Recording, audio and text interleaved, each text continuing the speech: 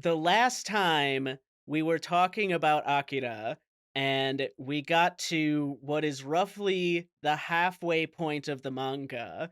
But if you've only ever seen the movie, we pretty much encapsulated everything that the movie covers. And so all of this stuff here that we're about to talk about is going to be completely new to you if you have only seen the movie. Oh, extra credit time. Awesome. Watch this. Roll the music.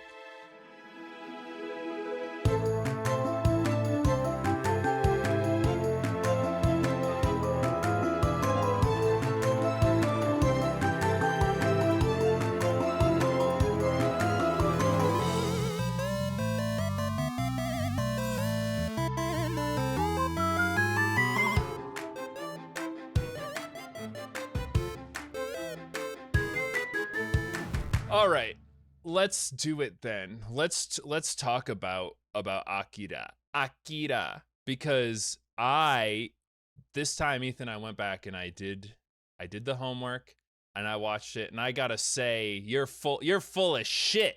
Is nothing like what you said. You promised me facts, and all I got were lies and a very confusing ending, which I really hope you have an answer for, because I don't know how that movie ended, and I watched it.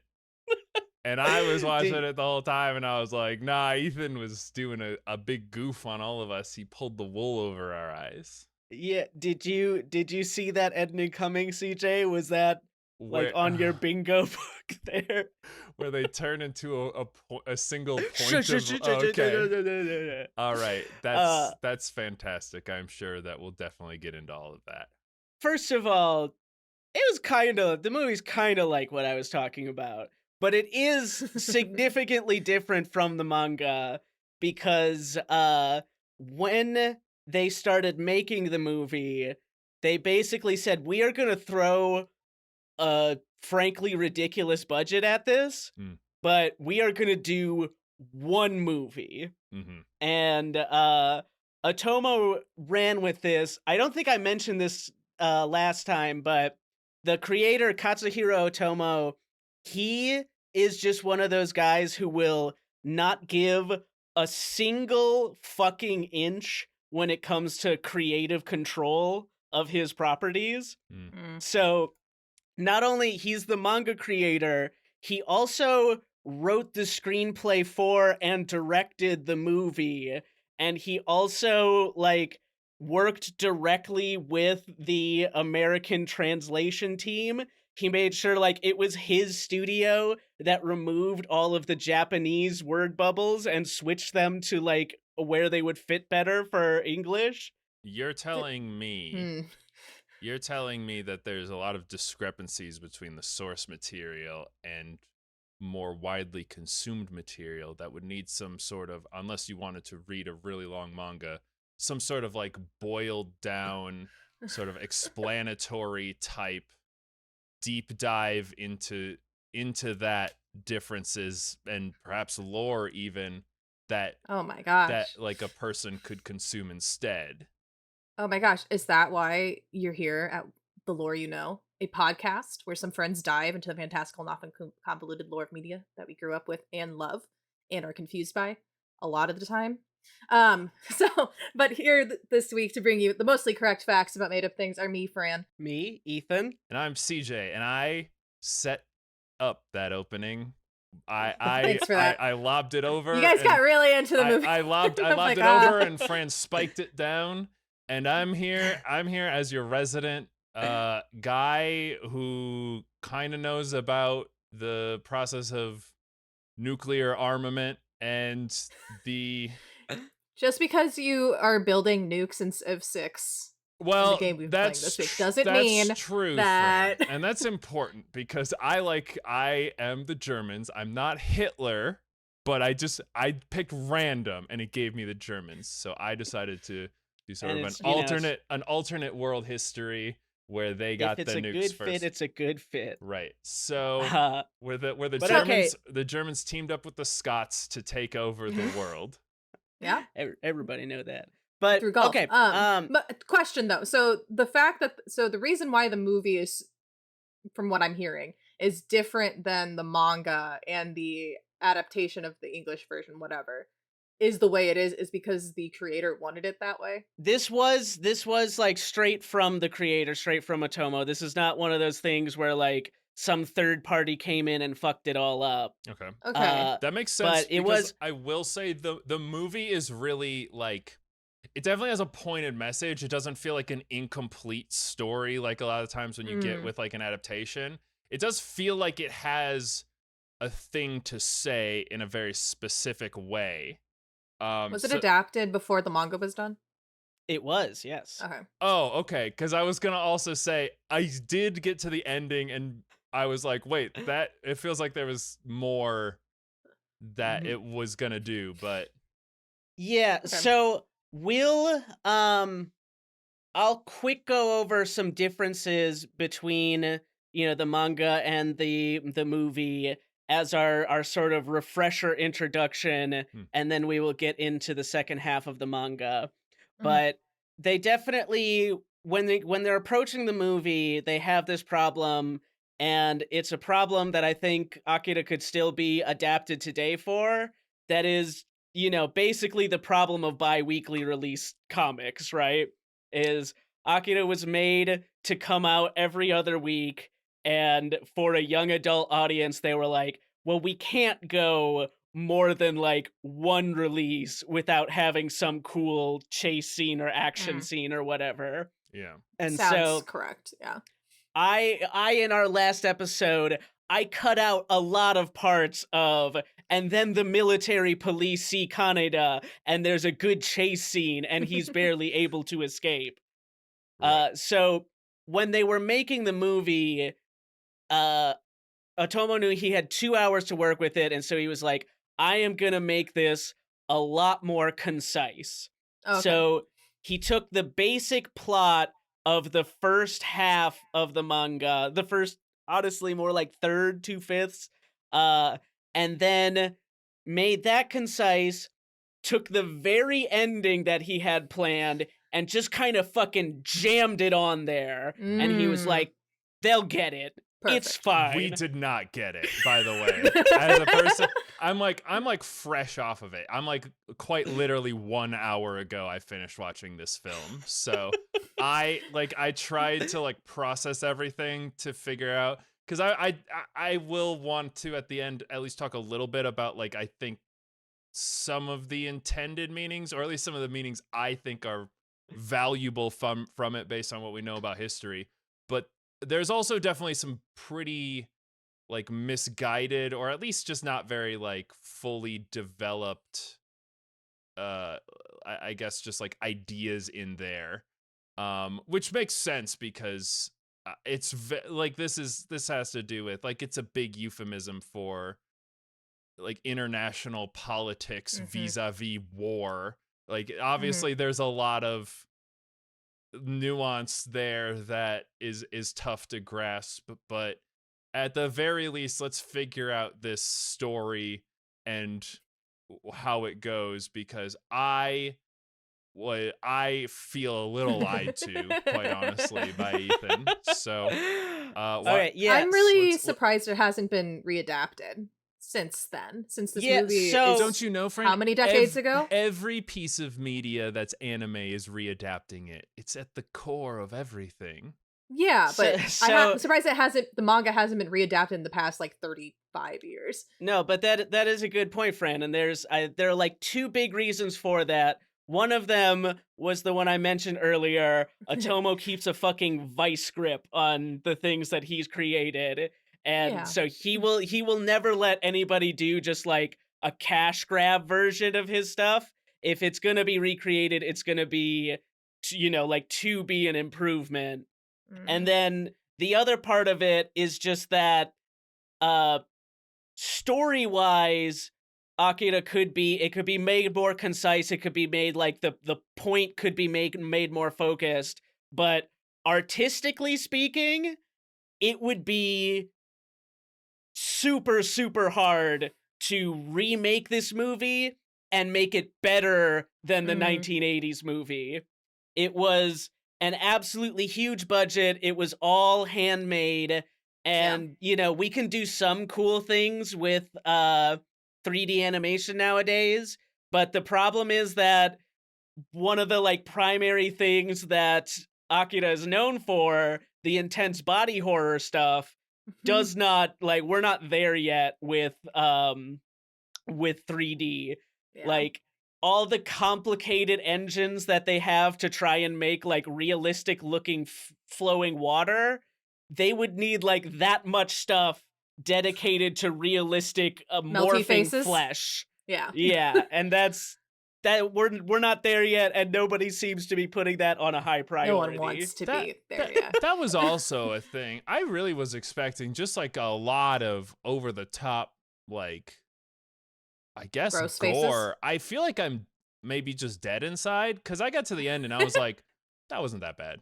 Like, there wasn't that much. There was like one scene where he inflates, and I'm like, I've seen this before. I've seen Yeah. basically. I've heard Attack on Titan is far worse. Yeah, I would agree with that. But Yeah, that being said, Attack on Titan is like trying to just be that. Trying. it's trying to be gross for the sake of gross. Right. Yeah. As opposed to this, which is definitely like more artistic. It is, if I didn't know about it and I had never seen other animes that have come out in the last like 20 years, and like it would be very shocking. I would be like, whoa, this is crazy. But I'm like nearing my 30s, and I feel like Youngin'. the internet has really torn me asunder. So I was just like, this is fine. Yeah, I mean, you're right. That is part of it. You have to remember, the movie came out 35 years ago now, and it's one of those things where like a lot of the body horror stuff that we know about today, especially in animation, was influenced by this. Yeah. And, people always love to try and take it up a notch. All right. Um, Let's get into it, Ethan. we'll get Give us- into it. give Yeah, us- we'll get So- into it. So I presume the movie at least keeps like the ending of what we talked about last time of Tetsuo freed Mhm. Akira, and then Akira Mhm. ended up getting his friend's number 26's brains blown out on his face, Yeah. right? Let me No. And then he exploded? Or No. oh. So we'll do kind of like a real quick list of the differences, right? So our big characters are still in there. It still focuses around Kaneda, Kei, and Tetsuo. We do It's have still very drug focused. No, it's it really is not. it's not Oh. drug focused. No, there was And like one reference to it in the whole thing, and that's when I was like, "Wait a second, they're not even scooping handfuls of drugs into their mouth." Ethan was Except it's telling cereal fibs.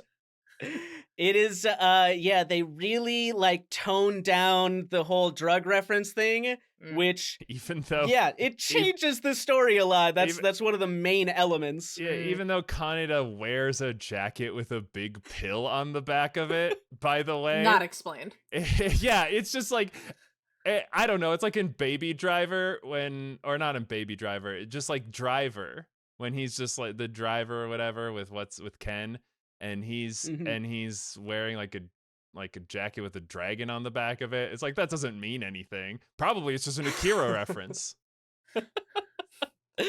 They totally toned down the drug thing, and the other thing they do is a lot of our characters' positive personality traits develop in response to the world dying, in response to the apocalypse happening.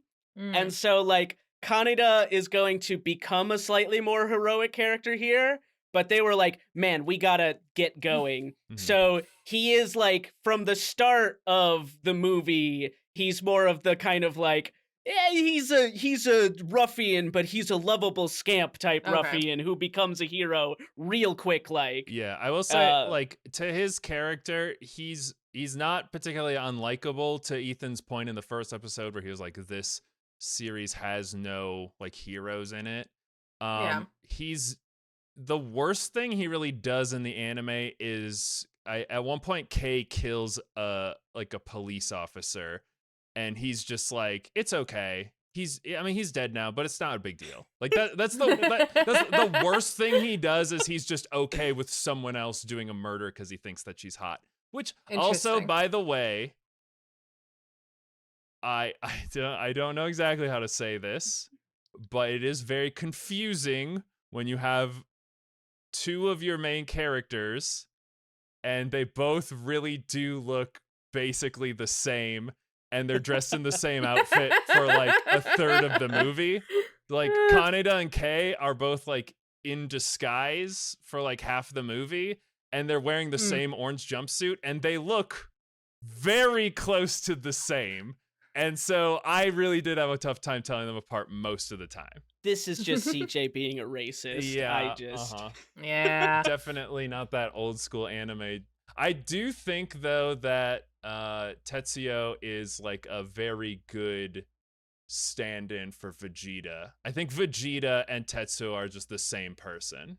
Yeah, Vegeta is strongly based on Tetsuo. And he's got like the huge forehead, and then at the end of the movie he's going Super Saiyan and it makes his forehead look even bigger. He's got a big head. he got a big head. But yeah, no, Vegeta is definitely takes a lot of inspiration from Tetsuo. And the more I recently rewatched the Saiyan saga, and I was like, this cribbed a lot of notes that I would not have noticed before. The whole like power dynamic of the fight and such. But getting back to the quick and dirty of the movie, we still focus on Kaneda, Kei, Tetsuo. We still have the similar thing where, you know, Tetsuo almost runs his bike into number 26 and starts to develop powers. We move through all of that a lot faster.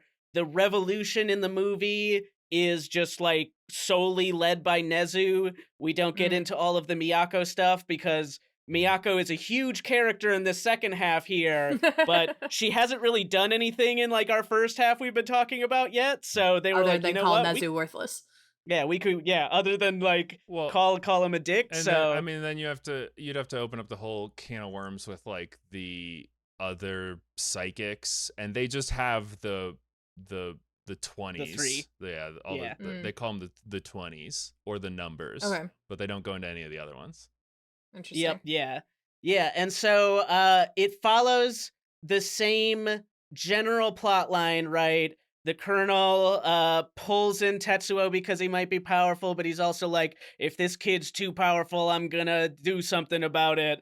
And then Tetsuo's too powerful, so he's like, I'm gonna do a coup, which is my solution to this problem. His coup in the movie is so good. It's really good. He's like, there's a guy who's like, the Supreme Council has decided that you're a criminal now, so you're no longer a colonel and you're going to jail. And he's like, shoot him. And then the guy next to him shoots that guy. And then all the other guards are getting ready to like fight him. And he's like, this is no time for idle shooting of each other. We need to band together, go back and arrest the council. I'm in charge now. I'm declaring martial law. And they're all just like, okay. I mean, sure.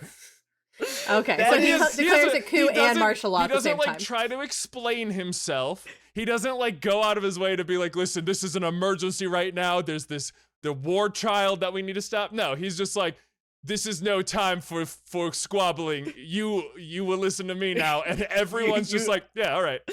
All right. I'm in charge. Yeah. No, they have like a whole thing in the manga where he's like, all right, I need you to get me, you know, all of these like top brass of the military. We're gonna make sure that they're backing me. Yeah. And in the movie, they're kind of like, we gotta go. It's just he's in charge now. Yeah. A little less espionage. It's a lot. Well, it has a lot more like Full Metal Alchemist War Games thing, which is another thing you don't really get in a lot of the like movie adaptations because it gets complicated. And I'll be quite frank, I don't think that people who make manga have a particularly strong idea of the actual like things that go into making of how a coup. to do a coup. Yeah, so like it takes a lot of artistic liberties, but it's fine. Like we're not going to judge it based on that.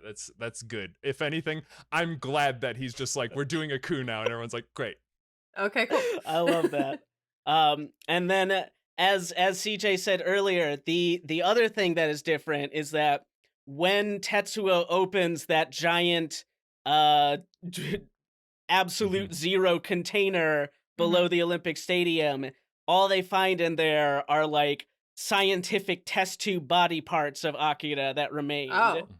And then the colonel's like, is this what you wanted, Tetsuo? When Akira, when they do a big explode, the scientists tore them apart and did every scientific experiment, and these are all the pieces that were left. And they were like, oh, we decided that the thing to do was to preserve all of these genetic pieces of him, and we were going to preserve them for the future because we knew that we couldn't handle this technology right now, but we decided we would hold on to it until humanity was ready. Okay. Which was very surprising by, like, when I was watching it, because I was like, I felt that like the the characters, namesake? I expected there to be a boy inside, because that's what Ethan Yeah. told me would happen. But I mean, and no. you can imagine it would have been a What? similar surprise for any fan of the manga, right? Oh, wait a second.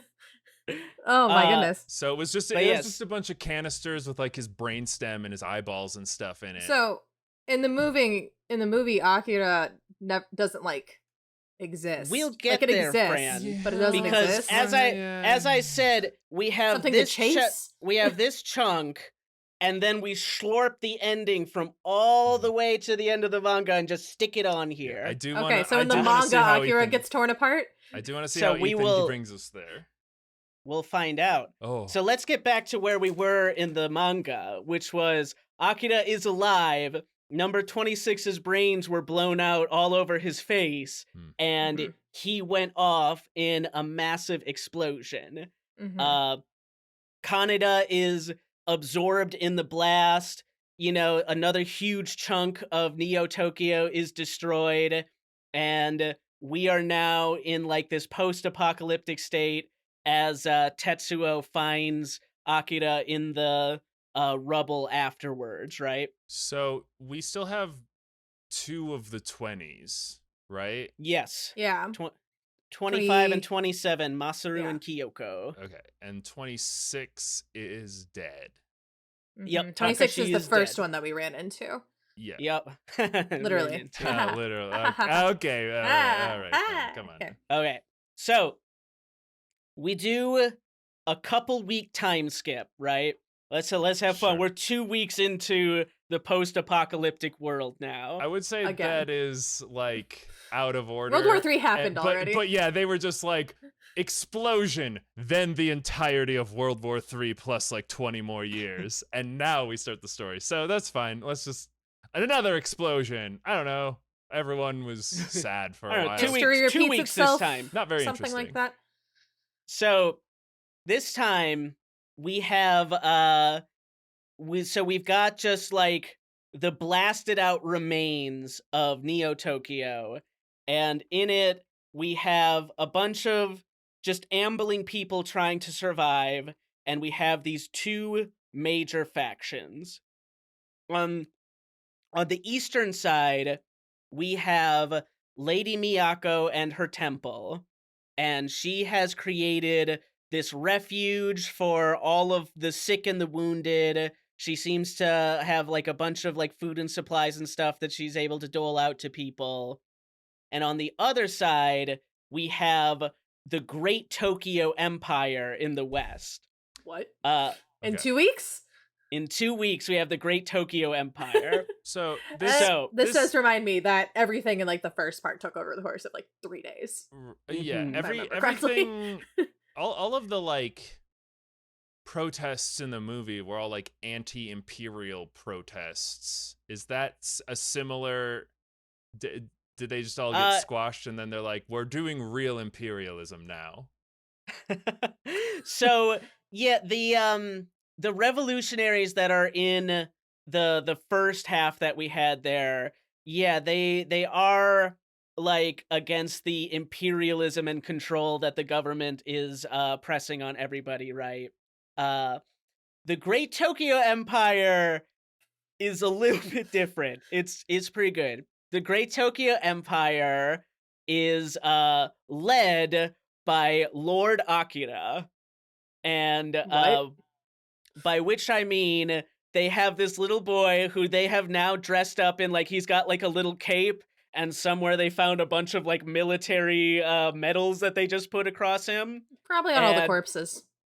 probably Did maybe they from some corpses. did Tetsuo have a cape at this point in the did he wear a little cape Uh, in the anime? he is he is just now starting to wear the cape. Okay, because it was Uh, it was like he was going on a war rampage, but I did make me laugh because he's a little cringe lord and he's like crushing tanks with his mind as he's like walking through the city streets, and then he just like picks up a big red rag that's on the ground and then he wears it like a cape and he's like and then he just keeps doing Yeah. what he's doing.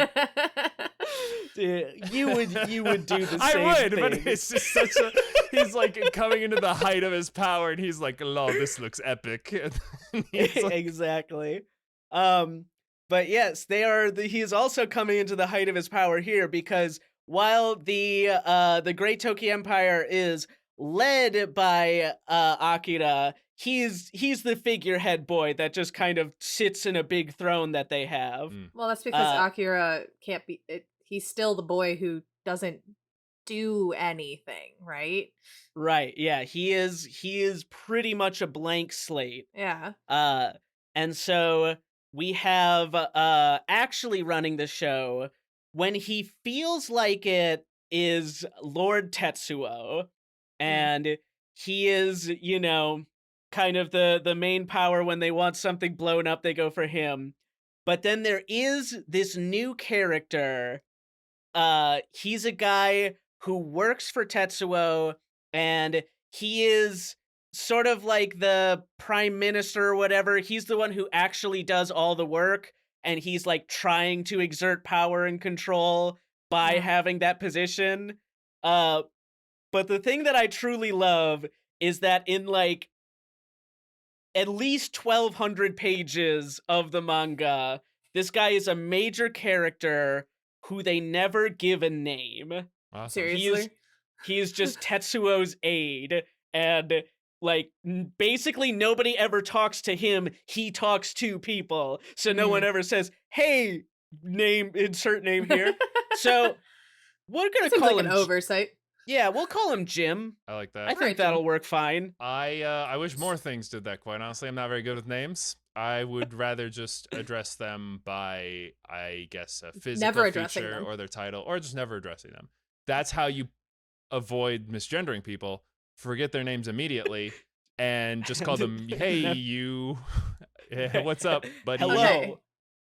Okay. So I have 2 follow-up questions. 1, do they still need drugs to keep their do. powers at bay? And I feel like the explosion might have just destroyed all those facilities, depending on how far away they are. And 2, Lady Miyako apparently is a refuge for all like the sick and stuff. Wasn't she denying people entry into her temple We weren't sick enough. when like the coup was happening? Too healthy. And she's just like, you guys don't need to come in. It's the same rules for getting Uh, like welfare. If you are too healthy and make too much money, no sir. I don't particularly remember talking about that part, but there was You mentioned that like people were like trying to get in to so her there's place. there's and she's like no. there's like an early section where her like underling people, the like monks and all such that work for her, are like, this is a holy place and only holy people get to come in here. Okay. And then the apocalypse start happening, and she goes into lady boss mode, and she's like, Got it. open up all the gates, let all the people in, Okay. like, we're done with this shit. So she wasn't denying people entry. Her people were. Yeah. Got it. Okay. Now for the drug thing, Fran, they have more drugs than ever before. Awesome. It's been 2 uh, weeks. it's been- How are they able to accelerate a Fran, I don't- industrial? Fran, have you ever pipeline seen a that meth quickly? lab? You can set one of those up in about I have 4 hours. I have not seen a meth lab, so So Let me tell you what. I The ones I've We're- seen, easy to manufacture, easy to make. we're gonna say that there's probably a little bit of meth labbing going on, But I think it also comes down to that when Tetsuo got all of his follower people together, he was like, this is the building what they did all this tests on psychics on. Please go raid this and take all of the drugs that you can find in here. Mm. Uh, But can they make more? so um, it is never gone over specifically whether they can make more or not, but Okay. they do not There's have a just problem with running out okay. of drugs. There's just enough supply for the duration of Indeed. the Empire of Japan. In fact, their current bid for control is that they any kind of like relief group like the Red Cross, helicopters supplies in, the Great Tokyo Empire captures them and steals all of the supplies and then Oh. gives them to their followers heavily laced with drugs. Awesome. Lots and lots of stimulants. Classic. That is. And I mean, so- that's a way to exert control. Yeah, that's such I a get it. that's such a Germany move. And so yeah, the Great Tokyo Empire is a lot less sick and wounded people and a lot more like young impressionable men who are blown out of their mind on stimulants, right? Mm, okay. And then Tetsuo is also, he's using this to make himself a bit of a psychic empire, right? Because basically what he does is he laces all of the food with the regular drugs, and then okay. if anybody starts to show like an inkling of the psychic power, he gives them the real shit. And, 95% of them die, but that other 5%, they become some psychic minions. Oh, Ethan, this is the That's a plot good way of, to call them out. This is the plot of Glass, kinda. Is it? That's awesome. I mean, he was manufacturing a bunch of wide-scale terrorist events Oh, yeah. to see if anyone had superpowers.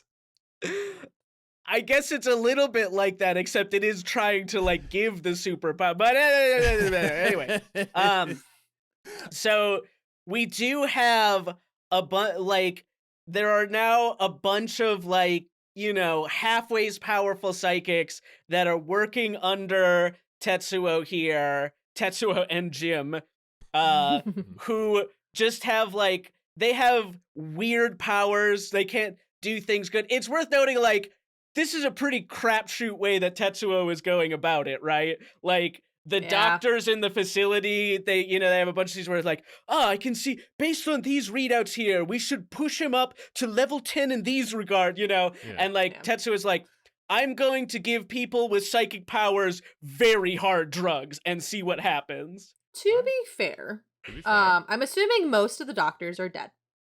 All but one, perhaps. Oh, and how else is he gonna, one, exert control of the masses, and two, help himself out? I feel like this is the most efficient way that he can do it this time.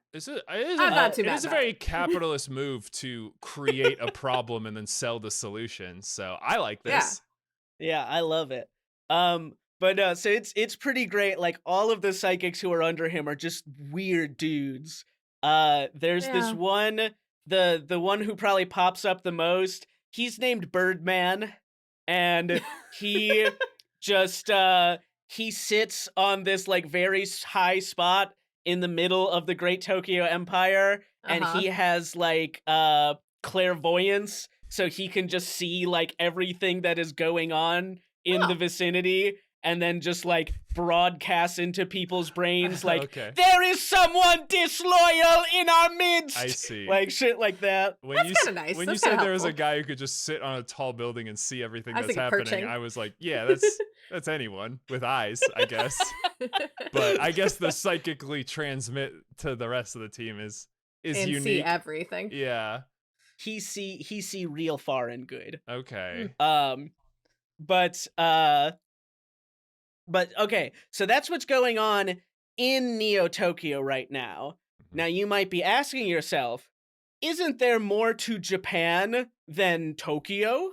Where are the rest of the relief groups and such? But you said the blast was small, so yeah. ish. And based on my knowledge that I obtained from Japanese anime, No, I don't think there's other places besides Tokyo. There's the Kanto region, right? And maybe the Johto region. And there's that can't be that far. There's the past. They're like right next to each other. Where there was that time when they took all the swords, but those are the only things I know.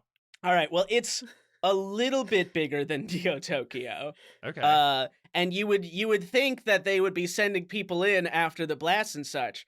But here's the thing. If you remember from last time when a big explosion went off, shit went south really fast.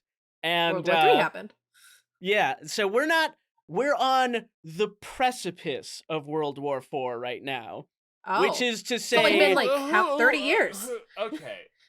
But if tensions are high during the Cold War and then like a nuke thing goes off and people are like, oh, someone fired off a nuke, so they fire off a bunch more nukes, there's that.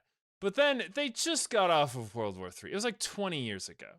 And they're like... It was 40 years ago. Okay, and they're like, who's gonna retaliate? They bombed the center of Tokyo. Who's gonna be like, oh no, Tokyo got bombed.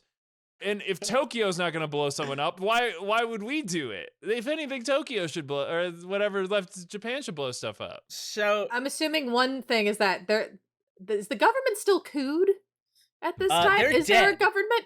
They're dead, right? It's a pigeon government. So there's no government happening in like Japan. It's like cooed government. Yeah. It's like because they're pigeons. So it's very good, CJ. And then hold on, and then 2, in real life, the time between World War I and World War II actually wasn't that long. It was all right. So. Fair enough. That was different though, because that was something about not with nuclear arms. Something about Reichs. You guys are overthinking this a whole lot. All right, fine. So the federal government of Japan is destroyed, right? Now you would think that some other like Japanese they would be stepping in, but as soon as this happened, I mean, there's a lot of other big cities in Japan. I was doing a joke before. It's not just Neo Tokyo. But the thing is, the Russians are currently conquering northern Japan and claiming that they are like sending in relief forces, and they're just like taking over. And sleeping in through Hokkaido up there, right? And America has sent their fleet outside Tokyo, and they're like, we're pretty ready to do a war, but we're not quite ready to do a war yet. So this is really more of a Korean, classic America, Vietnam, quote unquote war. Yeah, China the apparently classic. Asleep at the wheel on this one. You'd think they would be the first ones to be like, "Ooh, yum yum yum." Yeah, I mean, I think we should have predicted the rise of China in the 80s, but to be fair, this being written in the 80s, they were like, well, fucking Mao Zedong assholes in charge. Like, sure. Shit is not going well for them. They're currently starving. Right. China's a more recent superpower. That's fair. Right. We're introduced to the American fleet, and there is this American admiral who's leading them. Oh, there's more characters to keep track of? Sorry. Oh, no. We're not going to talk about them too much. Okay. But he would really like to go in there guns blazing. Matthew Perry. American. It's a very good joke. No, not the Matthew Perry from Friends, you plebeian. It is a different guy. He's a captain. He went into Japan.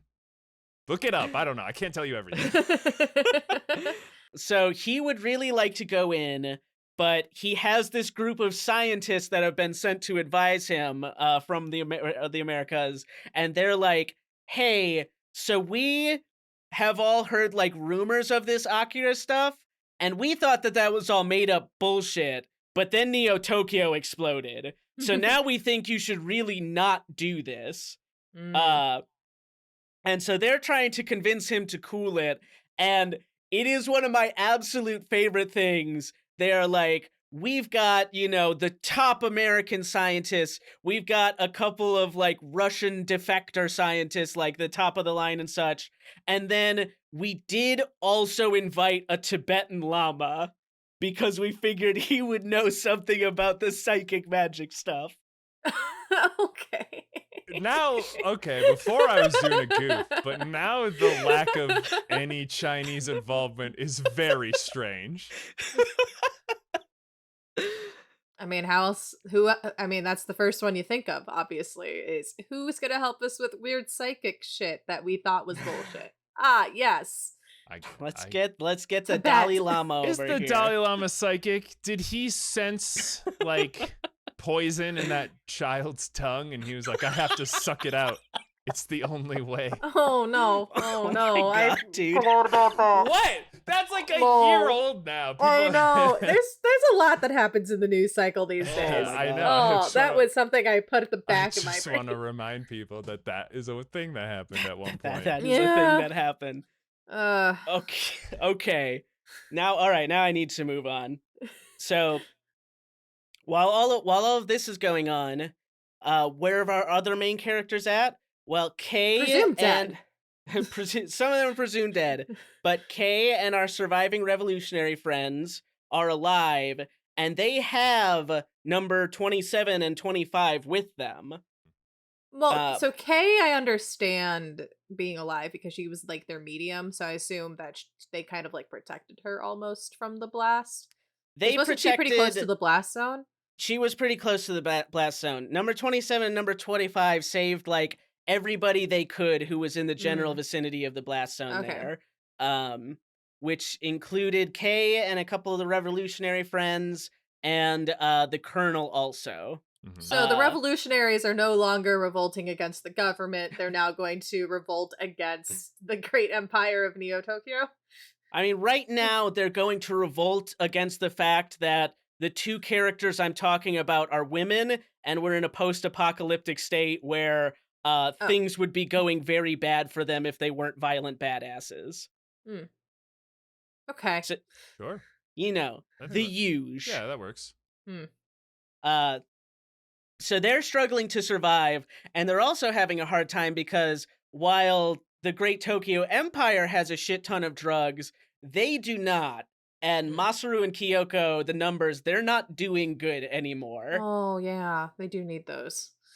They That's not need good. those things. Well, considering they're like distributing and like swimming in the supplies, you'd think that there would be some rogue drugs. Are they gonna heist? They should probably do a heist. They're try and not get gonna some. do it. They're not gonna do a heist. They are gonna say they sort of sent their feelers out, and they're like, Kay, you need to get to Lady Miyako. She will have the drugs that we need. We fucking need those drugs so bad. Got it. Because presumably Miyako would also need those drugs because she's also one of the psychics, right? She's number 19, right? She's number 19, yes. Yeah. That makes Um, sense.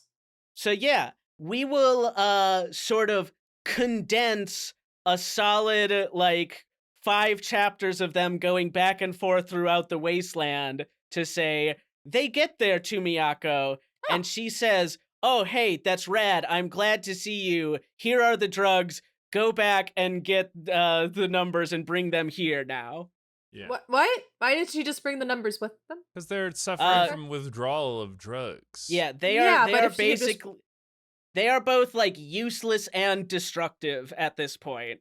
Then how is she supposed to go back? Oh, wait, hold on. So she gave Kay the drugs. She's going to take the drugs to the numbers and then bring the numbers back to Miyako. Yeah, it's Yeah. like Got it. It's I like, thought she was telling them, go get the numbers and bring them here and I'll give them the drugs. I'm Right. like, well, then that just, we're just going to repeat what we no, just it's like the riddle with the fox and the hen and the Yeah. seed And the boat, and stimulants, you're yep. right, and you can't put the stimulants with the drug You can't- users because they'll eat them all. But you can't have the drug users with the cakes blow them up. So you gotta like coordinate. It's a tough problem to solve. Right.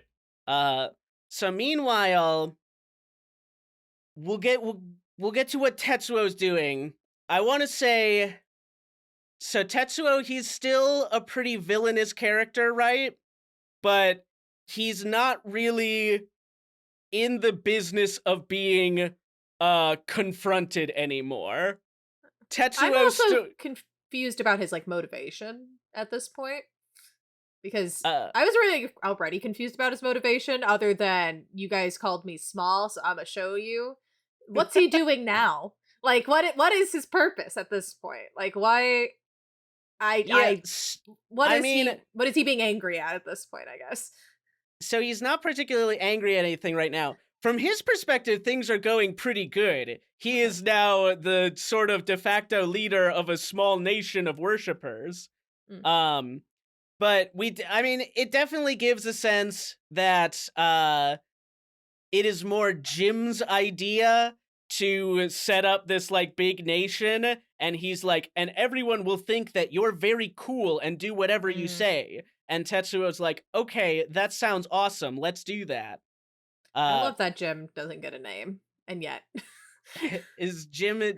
Jim it is. Let that be a lesson to Uh, the rest of you elites out there. You're not supposed to be putting yourself in the spotlight. You're supposed to be enjoying all the benefits of modern royalty and not threatening to punch each other out on a stage. That's so new money. it's really really a bad look. So It's just it makes stupid. you look poor. It does make you look poor. So Tetsuo, he is, he's enjoying being quite literally worshipped. But on the other hand, he is having nightmares. And we are talking bad nightmares, like accidentally exploding the brains of his harem ladies in the night bad. Oh. Interesting. Ugh. Most people in a position of power have those same dreams, but do not consider them nightmares. They Oh. they like that kind of power, Fran. They like that shit. Eh. So he after a little time, he figures out that these nightmares are coming from Akira. And Oh. so he uses his his like mind reading abilities to peer into Akira's mind. Oh. And that is a big mistake. Mhm. Yeah, I feel like Akira's brain is not the one you want to go in, It because was there's a not a reason good why call. that child is not talking and doesn't do anything. There's a lot happening in there. So while he's doing that, the Colonel is still alive. He's got that last scientist that we talked about still working for him. And he does have control of the remaining caretaker robots we talked about last time. Oh yeah, the caretaker robots. So he has he's staked out a place in the destructed Neo Tokyo, and he's making this last scientist guy like sort of, rig up a system so that they can get back control of Seoul, our laser satellite. And Ooh. Wait, how's he controlling the robots then? the robots, it's very funny. He's just like, all of the high ups and elites, like, we could just voice command those robots. Oh, That's for the poors to deal with. gotcha. That's fun. With no backup in case anything happens to them. Yeah. I mean, why Well, not? they are supposed to be autonomous if the world explodes, because they didn't want Mhm. anybody on their soil. On their Which they're not doing a lands. great job at stopping, because Russia's invading the north and America's coming Yeah, in what too. the fuck? So You plan for this. where's and the it's rest of the all- caretaker It robots? sucks, dude. They were like the first run of these. We don't have quite enough for the entire nation yet, but it is the caretaker robots numbers are dwindling, because it turns out that while they were made to be resistant against nuclear bombs, they were not really made to be resistant against psychics that can just kind of squish them. Mm. I guess you would think they would have. It's a bit of an oversight. Yeah, I don't know. Psychic seems OP in this lineup. You would think Steel would resist it, or like, I don't know. The rest of this story for our number one psychic Tetsuo is not about like, oh, I am in danger from my enemies. It is about like the journey of becoming a god. Oh, great. Oh. Sort of shifting from man versus man to man versus God, and then eventually man Slash versus self? nature. It is right, the shift from man versus man literal to man versus man metaphorical. Oh Oh. man, that's just a little It's a little building joke. It's fine. You're not Thank supposed to, you. you're Yeah, supposed to that's laugh at it. really It's supposed good. to move us on. So, yeah, the Colonel, his plan has not changed very much. He's like, I will not miss with Soul this time, and then it will be fine. Which is fair. I would It is say a space if laser. you're gonna have a space laser, I've given it some thought. You should make it pretty accurate. Like I I know mean, it's pretty accurate. 10 meters? It's like holy shit. But like From space? you're making it. Yeah, but like my cell phone can figure out where I am within like 2 inches. Just put that technology on the big satellite that costs like $1 trillion or whatever. I think the fix really should have been they should just make the laser beam wider. Or just Because then the margin of error is taken care of if it's just a bigger beam. Just bigger lasers. or just put it on Earth. Or multiple lasers. Why not just have No, it as a CJ, big that's turret? so lame. Well, they have That's laser so guns. lame and boring, All right, CJ. They have laser whatever. guns. Yeah, sure, you're right. A space laser that That'll work. that can't aim very good and also can't move, so it's just above Japan forever. Yeah, that's better. It's impressive that they can just keep it I there, think it's honestly. pretty awesome. Okay. So yeah, he's been having a bad time since he looked into Akira's mind. He is like having some freakouts. And so he does an interesting move. He teleports himself in to Lady Miyako's chambers, and he's like, "Can you please tell me what the hell Akira is, because I am very scared right now." Okay. And Interesting. yeah, and she's like, "Yeah, no problem, bro. I'll tell you all the things that you want to know." Yay, exposition. Woo! And so she does a good lore dump on him. Love it. And we'll keep it pretty simple, but she basically explains the concept that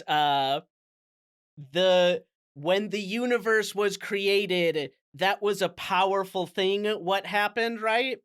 Okay. And all things that still exist are a manifestation of the power.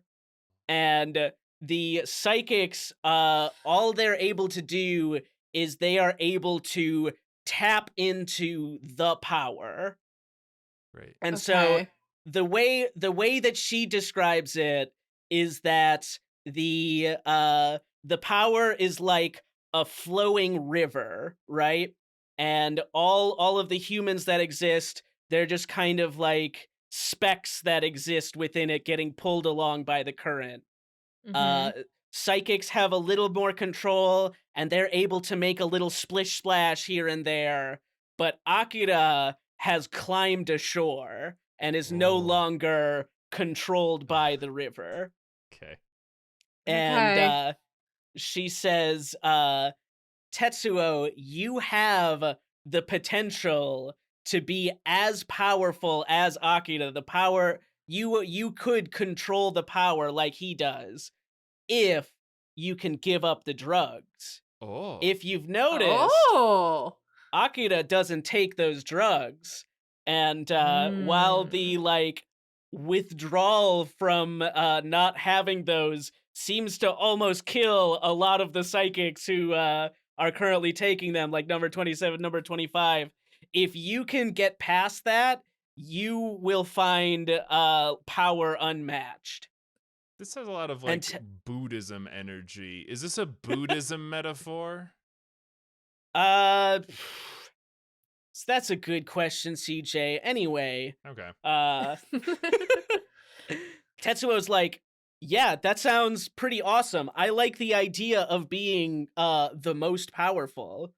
And so he is now going to spend a huge chunk of our story just trying to survive withdrawal from these no longer taking these drugs, right? Okay. This was not the turn I was expecting from this manga, I will be honest. I don't think any of this stuff is going to be the turns that you are expecting. I will be honest with you. Did the author plan this in advance, or was he just kind of like riding off the seat of his pants every 2 weeks, you know? like broad strokes of this were planned, yes. And Okay. it's the kind of thing we can talk a little bit about the moral of the story at the end. Yeah, I'll It need is that. Yeah. it can be a little hard for people to digest because it's not what we traditionally use as moral of the stories. Oh goodness. Not a straight and narrow like good always wins or you should I don't know, pay taxes. I don't it's a little bit That's different. that's my Okay. least favorite moral of the story. I hate it when they put that in the Mario movie. It's, I'm not pay my taxes. Oh, brother, I think you should pay your taxes. Then they I'm go on a great just adventure to learn that they should indeed pay their taxes. they have to escape down the rainbow road, but oh no, there's a bunch of holes and stuff in it because it hasn't been So managed many well. potholes. And he says, Uh, "Oh no! If only large corporations paid taxes to update our infrastructure that we all use to stimulate the economy." Mamma fucking mia.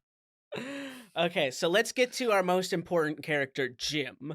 Hmm. Uh, He does Mhm. sound Jim. important. So he's so weirdly important to not have a fucking name. But Jim is he is losing more and more control of the Great Tokyo Empire, right? Because he basically was like bringing people together by saying, "Hey, we've got these two psychic god beings here. You should be on our side."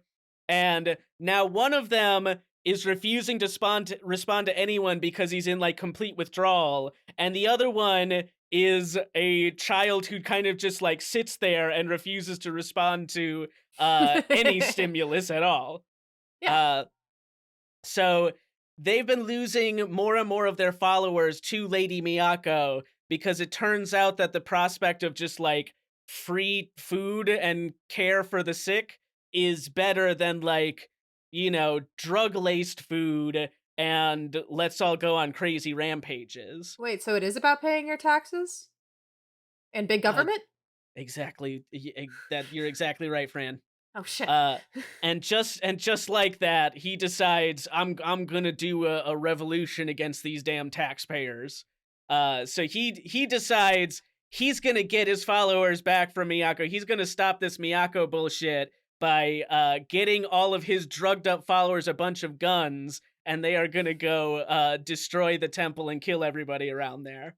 So at that point, we start a pretty big and crazy battle between the army of the Great Tokyo Empire, which is a combination of like drugged Drug up addicts? teenagers with Yeah. guns and weird half psychics, and then Lady Hmm. Miyako's group, who are mostly like her monks who also all have like low level psychic powers, like those ones we had talked about before. Mhm. And also like Kay is there helping them now, who seems to kind of carry like 90% of every fight that she's in. Yeah, but She's they Uh, cool. just because they have low level psychic power, they still have guns, right?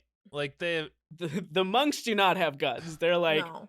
I don't know, man. well, then it kind of feels like they're not So set up to win very well. is Jim aware that Miyako is one of the psychics, or is I he don't just think like fuck that so. lady? I don't Okay. think so, but Miyako does not fight them.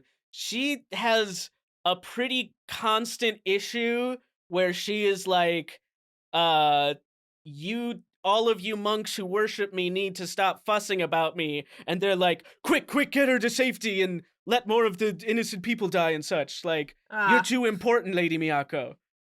She's like, Um, get. I'm fine. so yeah, we have a pretty big battle here. The forces of the Great Tokyo Empire, despite having all of the guns, are losing pretty hard to the power of a bunch of monks and main character K syndrome. And Are so they laser guns or normal guns?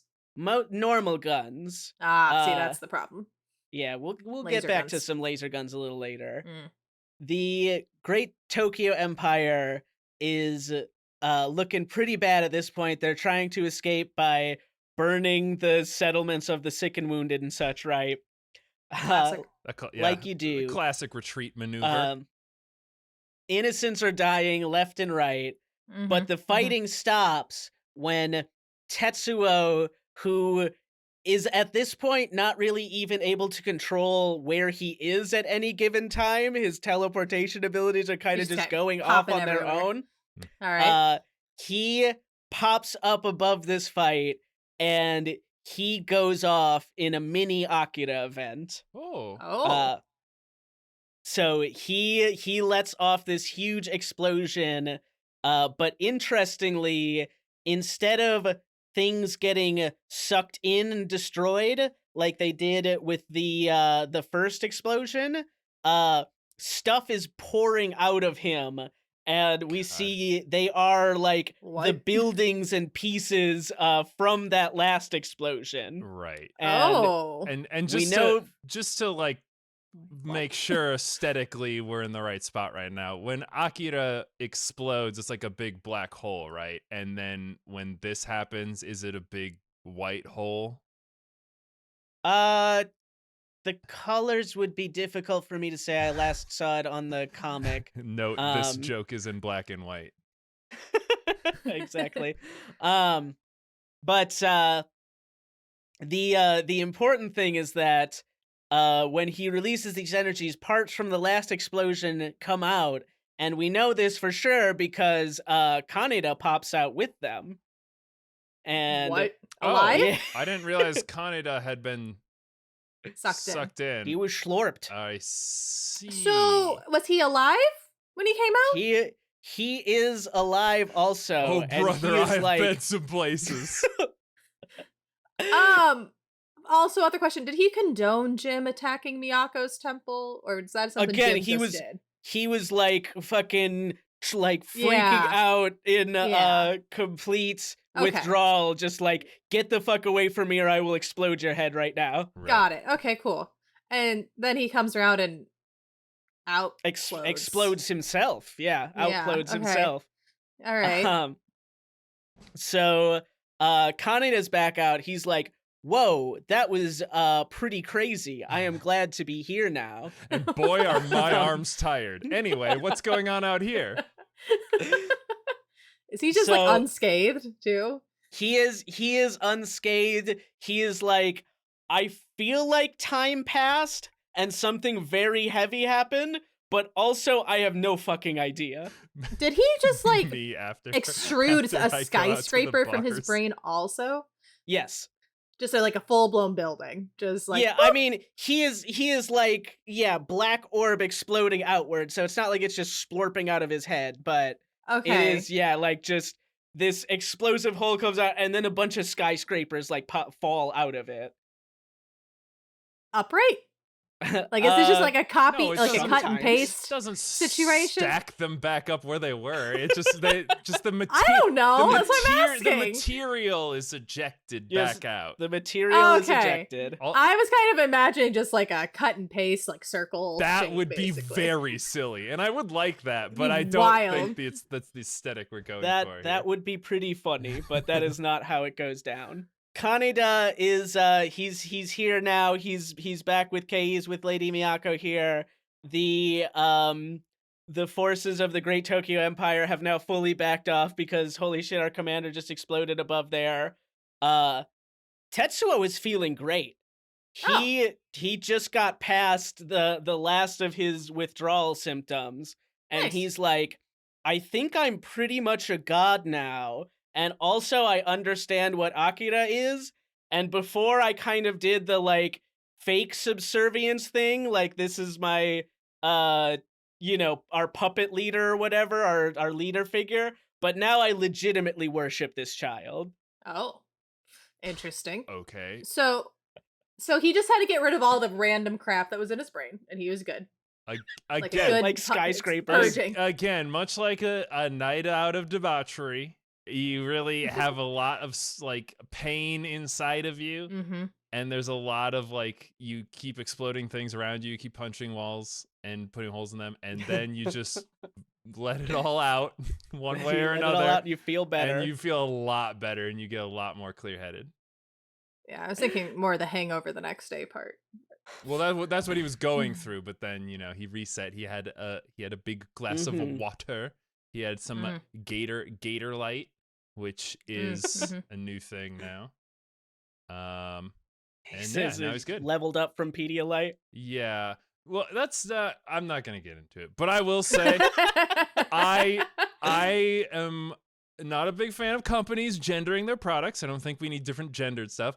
And I'm not a big fan of companies aging their products. I don't think they should be like, hey, this drink that rehydrates you is for babies, or these pants that stop you from peeing a little bit in your pants are for old people. I think it should just be, you should just market it to whoever wants, whatever anyone wants. They can have. It doesn't matter if you're a baby or you're an old person, or that's just the life you live. We should just have sizes Just- and no other marketing. I agree, Ethan. Finally, someone's just said what everyone's thinking. Oh my god. Okay. So for Lady Miyako right now, I mean, yeah, a whole bunch of innocent people, like a whole bunch of innocent people just died, Mhm. but otherwise things are going pretty well. Uh she finally gets Masaru and Kyoko to her. Ah, She's also got Kei with her, and mhm. also Kaneda's there, which I okay. Cool. Um So her plan, stop me if you've heard this one before, is she will combine her powers with Masaru and Kyoko using Kei as the medium so that they can Mm. all work together and take down Tetsuo. Ah. And she says, this will work this time because I kind of bullshitted Tetsuo a little bit earlier. Oh.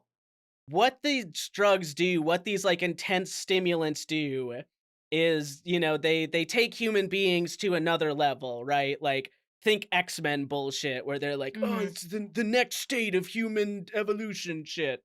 Sure. They take humans to the next level and that allows them to access the power, right?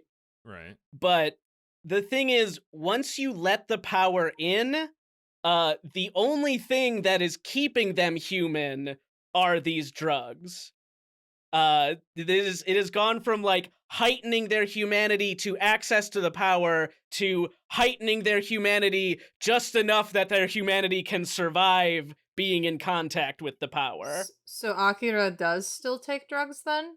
Akira does not still take drugs. Akira at this point has nothing of himself left. He Oh. is power made conscious. Okay. And that's why he doesn't have any like affect. Mm-hmm. Got And it. he Okay. only explodes if you blow someone's brains out in front of him. He does. They say he Well, that's the only human just emotion part. responds to intense stimuli, and Yeah. that's pretty much it. Same. um, and so she says like Tetsuo is going to lose himself to the power soon, and he'll be very powerful at that point. But he will be, he'll no longer be like a targeted threat. He'll be like, he'll be similar to Akira. We'll be able to just contain and deal with him, right? And she says like, and that should just go like super smoothly as long as Tetsuo doesn't do anything crazy like use a vast amount of power all at once or something crazy like that. Sure. It was this was after he extruded all the buildings, After right? after he Okay. exploded, yeah. Um, Uh yeah. this seems flawed, but um, I guess I'm confused as to why they're adamant about taking out Tetsuo when he's on the path to becoming similar to Akira. Cuz he would explode again like Akira did, Oh, except but maybe worse. then why aren't they trying to deal with Akira then? Is it Hmm. because they were together in the experiments and they feel feelings of I mean, sure, there's kinship? some of that, but there is also just the fact that, like, there is no real way for them to get Akira away from the far, far, far more powerful psychic. Like, Okay. Yeah, and like to bring this back into the realm of like this is an analogy. Uh Akira is very powerful but also very stable and generally Mm. pretty inert. Um Mm. the biggest danger is a person even if they had less power but was more unpredictable. Okay. That makes sense. okay, so that's Miyako's plan, right? And she's convinced Kei to go along with it, and the numbers are going along with it. Kaneda is like, fuck that. He finds all of his, like, the surviving other bikers, which, Oh my there's like god. a couple from his gang and there's a couple from other gangs. And they're like, hey, we have been fixing up a bunch of like bikes from spare parts we found. And also, we did find these military lasers. So Oh! maybe. Finally. Finally. This is There what it I was is. waiting for. Bikers with lasers. So they are like, we're gonna do post-apocalyptic biker laser gang. Fine. Hell and yeah. We will solve the problem that way. This is where this Good is plan. the aesthetic that I think about when I thought of Akira. So this must be the part everyone likes because this is the only part I see shit on. Except for the meme, which I saw in the movie where he's like, ah, and then it like cuts to like furry porn or whatever. And then, it's great. The wildest thing to me is that you had to bring that up twice. That's how it happens in the show too, because then he also goes, ah, then it happens again. Yeah, so. then his guts fall out of his stomach. It does, and Oh. then he pulls him back in, but it's just in his mind. But is it? It is. But, It is. Jim is not pleased right now, because even though Tetsuo is back, Jim looks like a loser. He had a Yeah. failed attack on, like, a temple. Of like sick people. And they are, of sick people. And so the Great Tokyo Empire is still losing more followers by the day, right? Yeah. So he does a little bit of cajoling, and he convinces newly stable Tetsuo to hold an event. And he's like, what if you just make a big show of power to remind everyone about why our side is the absolute coolest? Mm-hmm. So as everyone is starting to converge here, they have this like big event. They gather the rest of the followers of the Great Tokyo Empire, and it is a very good event. And CJ, this might sound familiar to you if you've watched recent episodes of The Lore You Know. I have. Tetsuo he's just kind of sitting there. He's like looking over the audience, and then he looks back to Akira and he says, "The moon, my lord?" And he looks up. Tetsuo flies up to the moon, and he creates just a massive explosion on it, taking out about a quarter of the moon. Oh my god. This is something from the Scott Pilgrim episode. Go ahead and watch that again, or for the first time if you haven't seen it. And also, this is how this is how Dr. Eggman asserts his authority in Sonic Adventure 2 by blowing up half of the moon. And Dr. Eggman got it. he loves anime. And fun fact about that, he blows up exactly half of the moon. And then in later Sonic the Hedgehog games, you can see that the moon is very clearly visible in the sky. And the canonical in-universe reason for that is because the side that got blowed up just isn't showing towards the Earth. So there you go. There's a little bonus lore for you. Oh my god, I love that. I'm glad we got that bonus lore in. Well, Tetsuo here, he only blows up about a quarter of the moon, Awesome. creating this massive explosion. And wouldn't you know it, it turns out that fucking with the moon actually messes with the tides on Earth pretty intensely.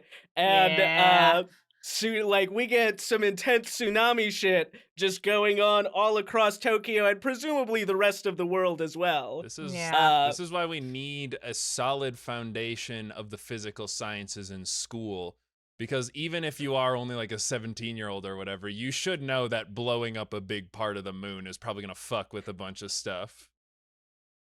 That's an important lesson that I learned in high school. That's why That should definitely be on all AP exams. About you have become a god anime child and have decided to show a portion of your strength. Let us. Which of these following options would you choose? to show your Punch the strength moon so hard? without destroying the Earth's ecosystem. That's a good essay question. I like it. That's really good. Good college entrance exam, you know? That's if I ever have a job posting or job interview, that's the question I'm gonna ask to them instead of being like, "What superhero do you think you are?" or what, or anything like that. You have gained godlike psychic powers and blown up a quarter of the moon. What happens? What? Ooh, cause and effect. Ooh, that is Critical thinking skills. That really does get that is some college level the stuff. heart. He's like, what was the first half explanation? Do not worry about that. What happens? Well, if you ask that, then they haven't seen Akira and they're not, Man, they're not fired. qualified anyway, yeah. Okay, so a lot of things happen at once here. Wait, vis-a-vis the moon blowing up, or just like the vis-a-vis the moon blowing up? That tracks. This would have some consequences. This is from Dragon Ball. Vegeta does that. Or no, Piccolo does that. Piccolo does that. He just blows up the moon.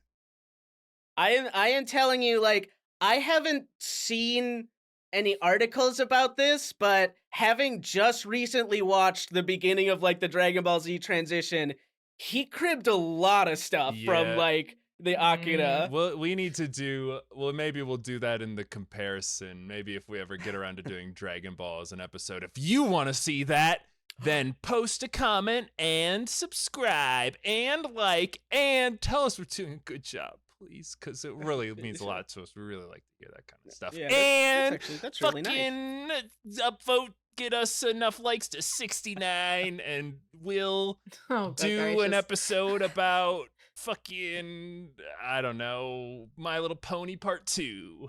Oh, hell yeah. I'm into alicorns. So, vis-a-vis the moon. Right. We have a lot of huge tidal waves going on. Yeah. Destroyed Neo Tokyo is not set up to handle a bunch of huge tidal waves going on. Plus, it's like a big crater, so it's really gonna hold all the water in there. It's a really bad setup currently for a bunch of tidal waves to go on. Why'd we build all of the new buildings at the bottom? So we just have a bunch of these people are getting like wiped out trying to get to higher ground, trying to survive this shit. Which there again really isn't any because of the big hole that exists now. Dude, we're gonna have some really rad motorcycles out driving the waves that are coming to crush them. Oh, of course. This is just Moonfall now. I love that shit. This is just like 2012, Day After Tomorrow. So it's gonna be. It's great. All those movies are based on this. The Americans, if you remember, have their fleet right over there in the water. I'm sure they're fine. The tsunami waves don't get big until they get closer to shore, shallower ground, so I think they'll be fine. Well, maybe when the moon works, I was gonna say maybe regular ones. I don't know about these ones. And so the Admiral guy is like, okay, this is fucked. We're gonna do some war crimes now. We're done with this shit. All right, fair enough.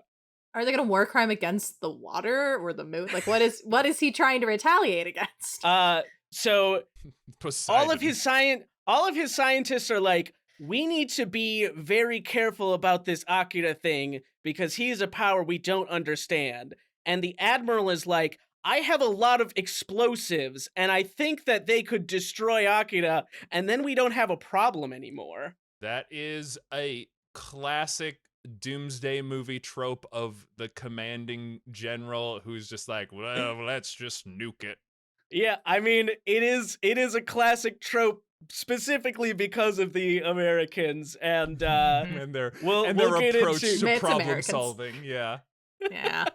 This is why you have to uh, have that essay question Mhm. for any like you candidates coming need into your the company. essay question. Yeah, Miyako is like, "Oh no, that thing I said I hoped would not happen is happening right now." Right. Oh shit. And Tetsuo, he did a little bit too much. Mm-hmm. And he is now struggling to hold on to any semblance of self, right? Mm. So what remains of his consciousness starts blipping all over the place, and wherever it goes, the physical space around him, the ground, the metal, the wires, all of that starts to morph into flesh, Oh. trying Ooh. to become a proper vessel to hold unlimited power. Ooh.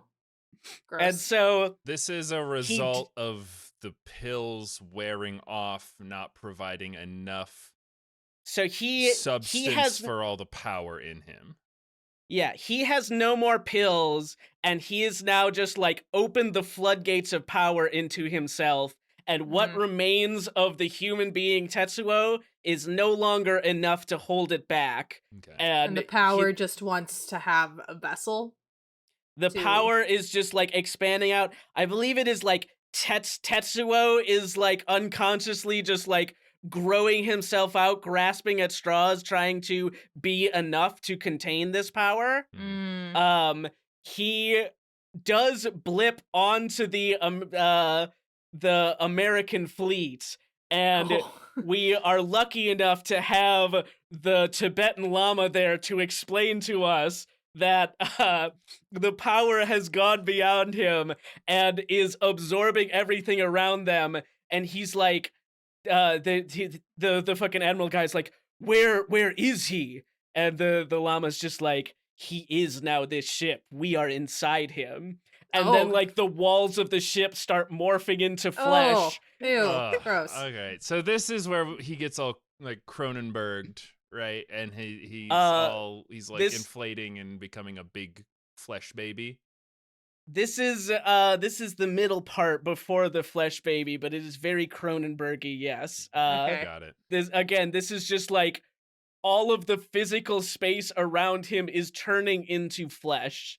Ew. And it is That's very upsetting. That it's is neat. upsetting. Yeah, it's super cool. Yeah, love that. Nope.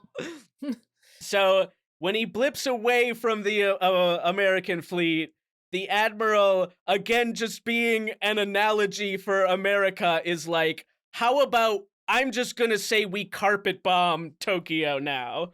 I am done with this thing.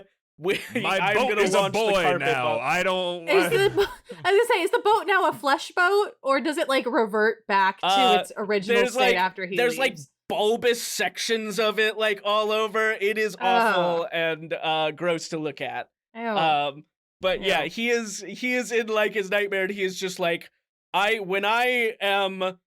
confronted by the unexplainable, I like to use fire.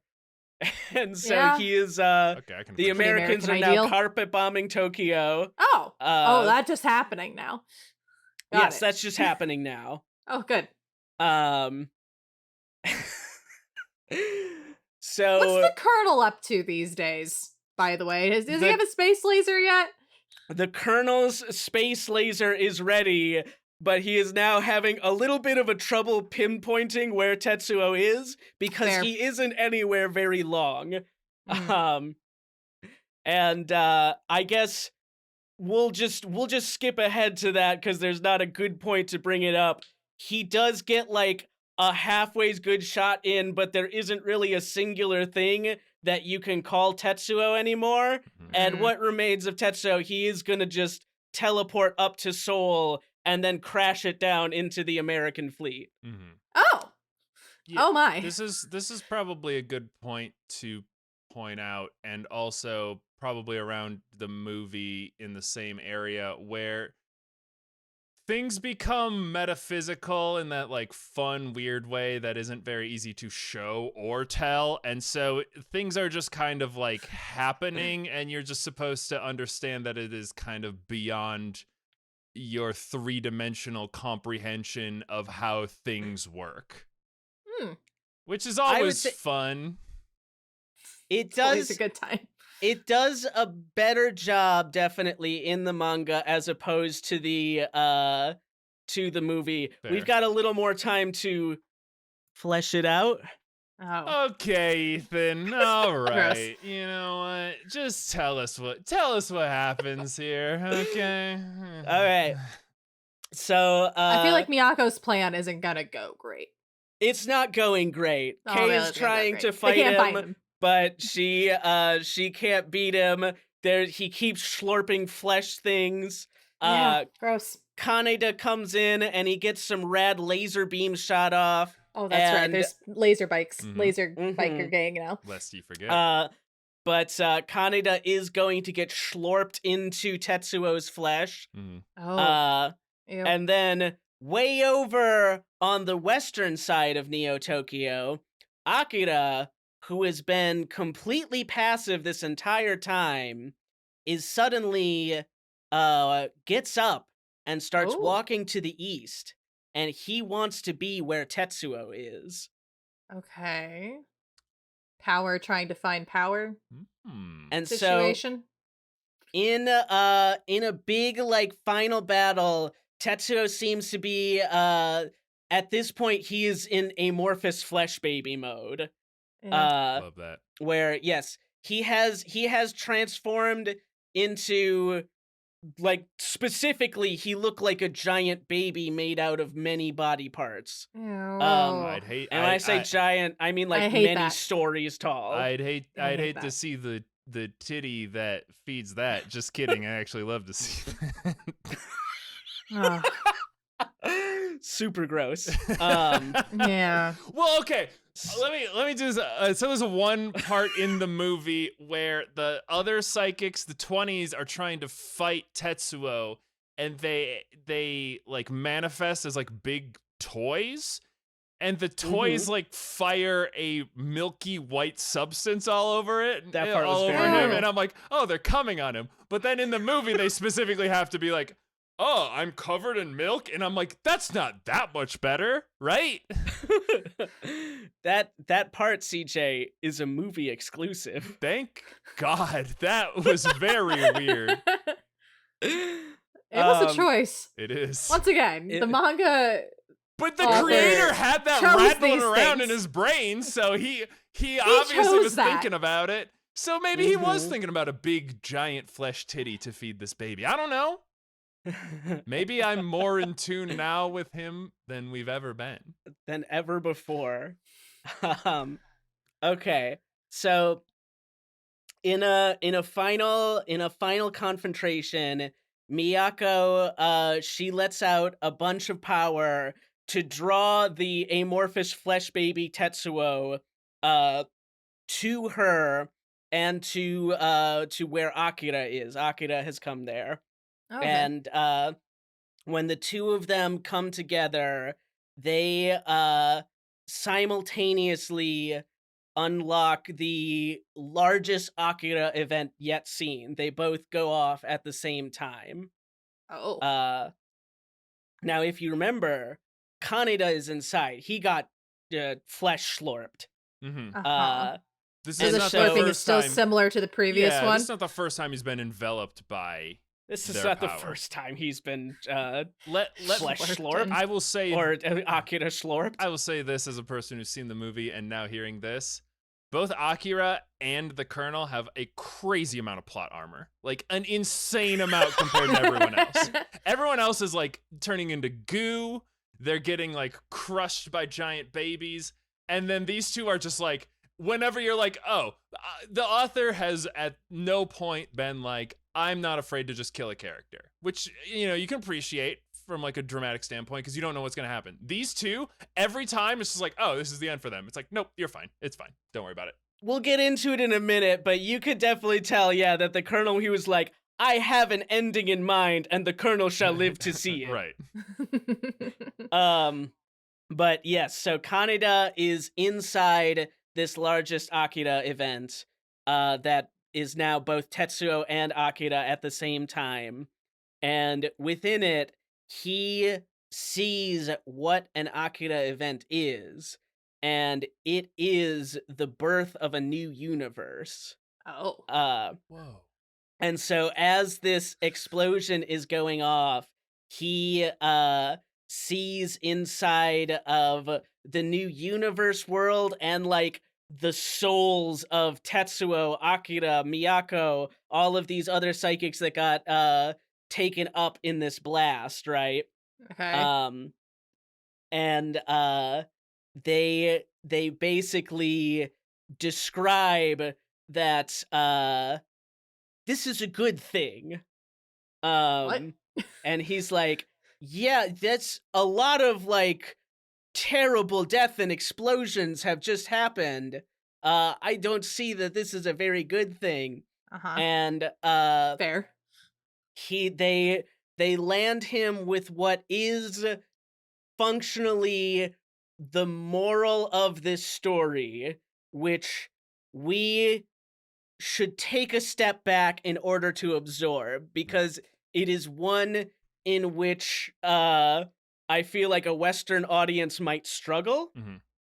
Um, And I will preface it too by this. I have an idea right now, before Ethan says anything, of what the moral is. I haven't looked up anything. I've only consumed the anime and what Ethan has told us as far as what this is. And I urge you as an audience member to, I guess, try and come up with your own rationale for like what's going on and what this means. And I'll let Ethan say what the stated moral is as a person who knows the media better.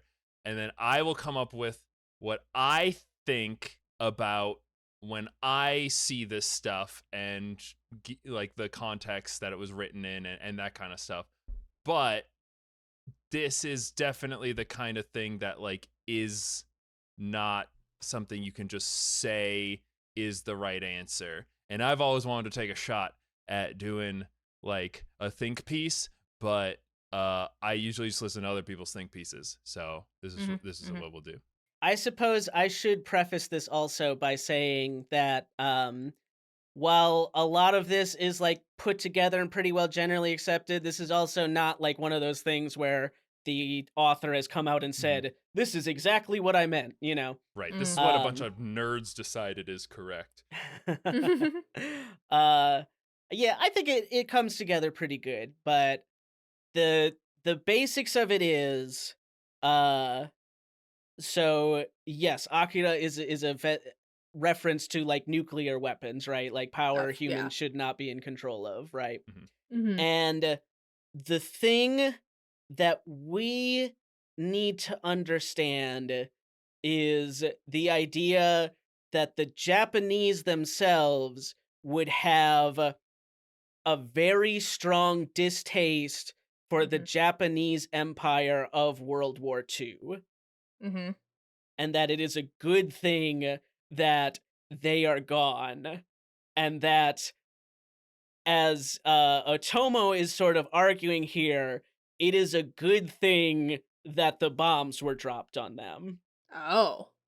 The idea that he is basically presenting is that rebirth is the only way in which human beings really grow to become better, and that rebirth can only occur when the old dies. And because the old will always refuse to go willingly, they have to be murdered. So just as the Empire of Japan needed to be destroyed by the bombs, the current power structures that we are suffering under, they will not go quietly. They must be destroyed in violence. So the concept with the Akira explosion, right? obviously, like, Tetsuo turns into a baby, he's being reborn, right? Like, Mhm. they throw rebirth in your face, like, pretty straightforwardly. Mhm. And the idea is that while the violence and the destruction are terrible, they are in fact the only way in which we will learn. And while that does not make the destroyers good people, that doesn't make Tetsuo a hero, it Mhm. is a necessity of human growth. Uh Neat. so it is, it's the sort of thing like we were talking earlier about the caretakers, right? The whole concept behind them being that the current power structures, even if they lost everything, would Mhm. refuse to give up their power. Mm. Um, it's hard to get into talking about like the big bullet point events, but they very much throw at you again and again that like those in power don't give a shit about the little people, Mhm. the youth, the biker gangs, right? Like they only matter to the world around them in as much as society sees them as either a resource or an obstacle. And Mm. the reform schools is trying to turn them into a resource because otherwise they're an obstacle that should just be destroyed. Mm. You kids are trash is like thrown at them constantly. Mhm. Um and so, uh, the big moment that the Colonel is saved for is in the very end after our last Akira explosion here. Um, there are more relief efforts that are coming in, right? And they're like, I don't know what happened. Tokyo sure has exploded a lot this month. Yeah. Uh, but we are here to help people out, and we are going to bring you guys back into the fold. And Kaneda and all of the group of bikers and Kay and all of our people who have survived, they come and they say, leave your supplies, but you are not welcome here in our new land. This is now the Akira Empire, and we do not take kindly to invaders. And then they ride off into the sunset of their destroyed city, Huh. which on the face of it sounds insane because they're in like a dystopian nightmare, right? They're in Uh-huh. like a blown out city. But the only thing that would be more insane than that is subjecting themselves to the same power structures to relive the same thing over again, right? Mhm. Mhm. Mm. Their last scene is seeing the colonel, kind of just like walking along out there, and the colonel's just like, or they're like, are you gonna get involved with this as we're like fighting the powers that be? And he's like, no, I think I'm going to finally step aside. Mm. And that is like the moment that they saved the colonel for, and then they ride off into the sunset. I see. Okay. That definitely makes more sense as to like why the Colonel survives so long to me. Fran, do you have a question? Because I have some things I want to say about it from a slightly different perspective, but I want you to have your moment as I well. mean, I I don't have any questions necessarily. It's just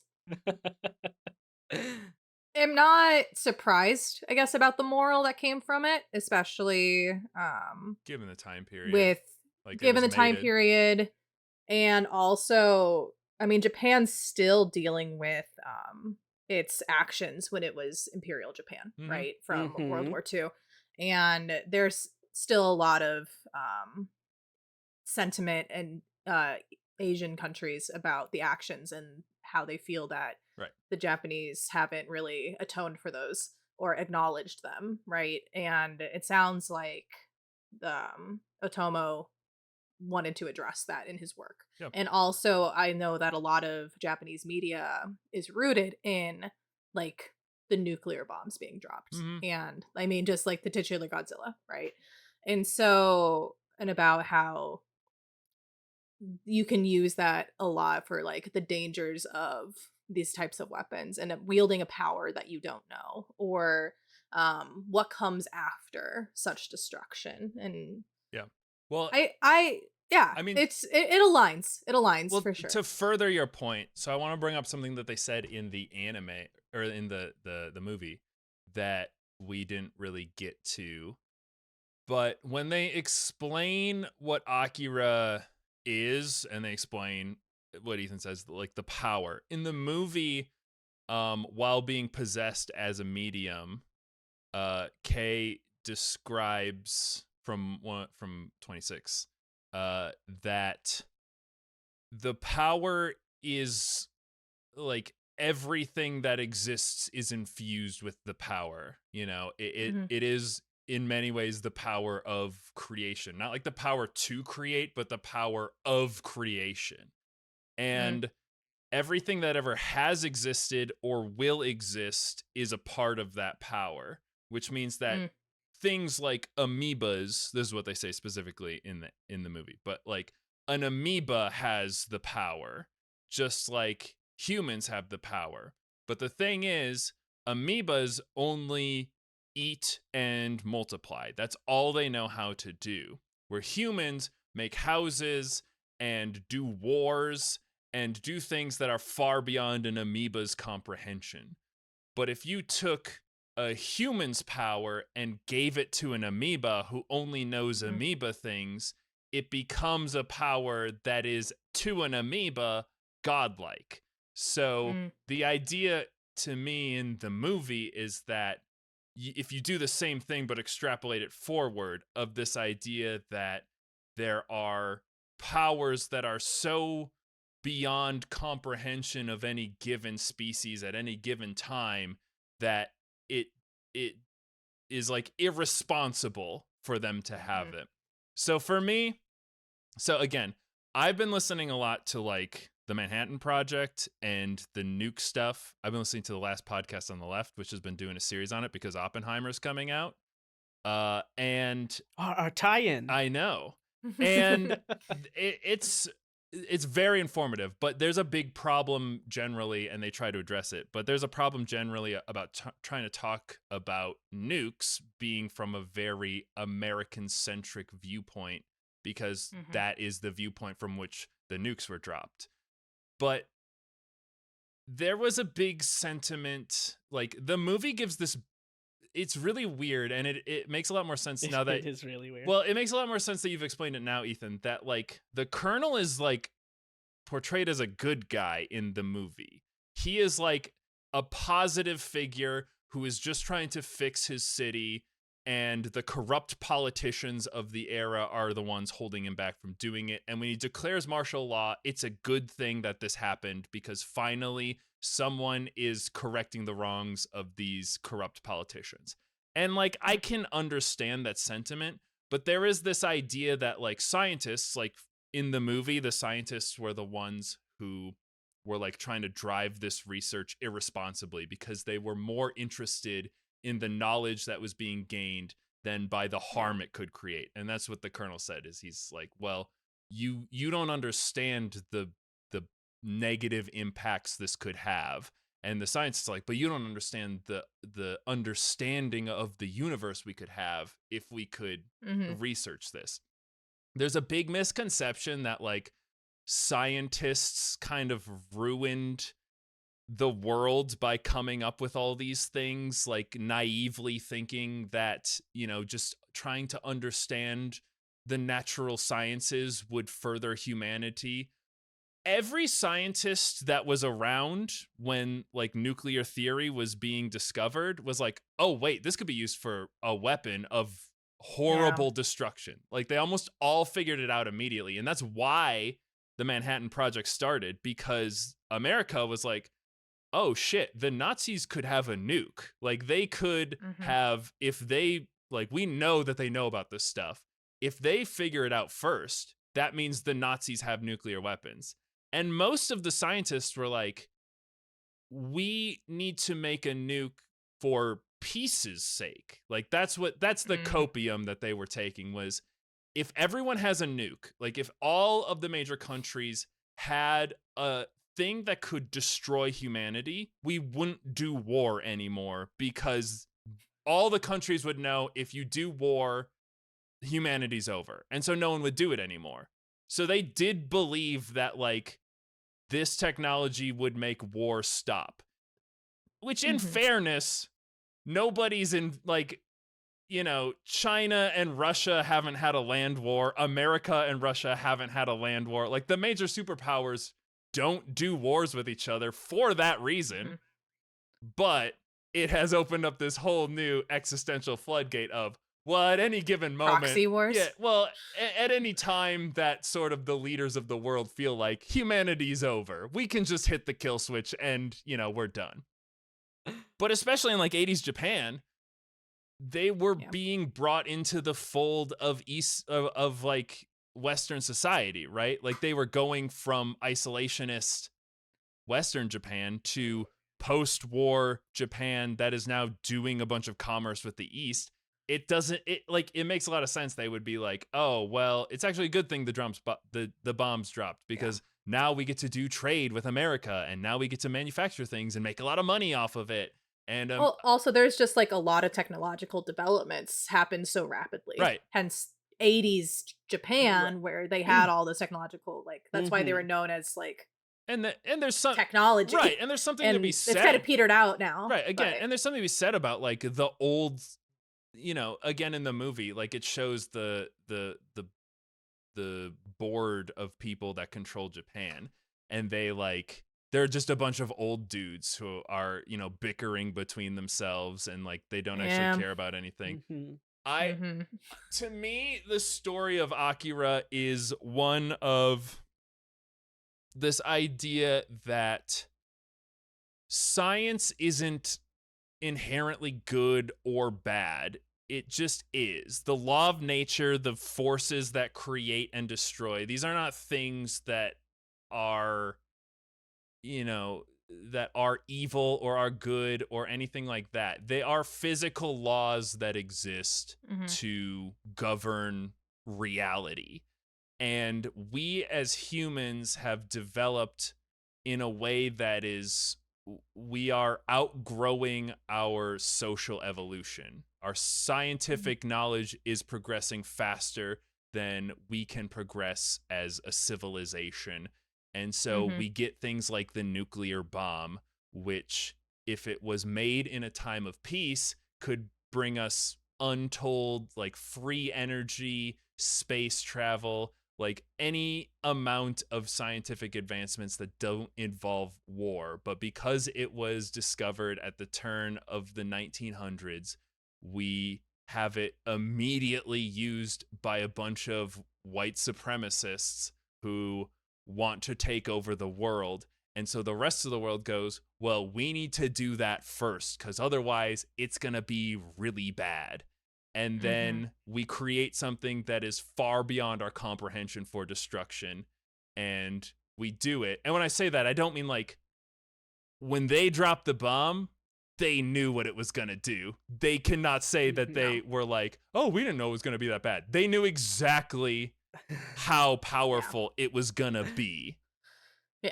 But so, yeah. And so like that is definitely the stuff that we're talking about here. But I think the specific message that Otomo is sending to like what you're saying is not like, yes, they knew how bad the bomb was going to be in a mathematical sense, but the idea that he gives, which is a pretty pessimistic, but I guess like with a silver lining of optimism, is that like humans are just like not wise enough, intelligent enough creatures that even if we understand the math, that we can truly understand the magnitude of the power that we wield until it is unleashed and destruction. Like, we only learn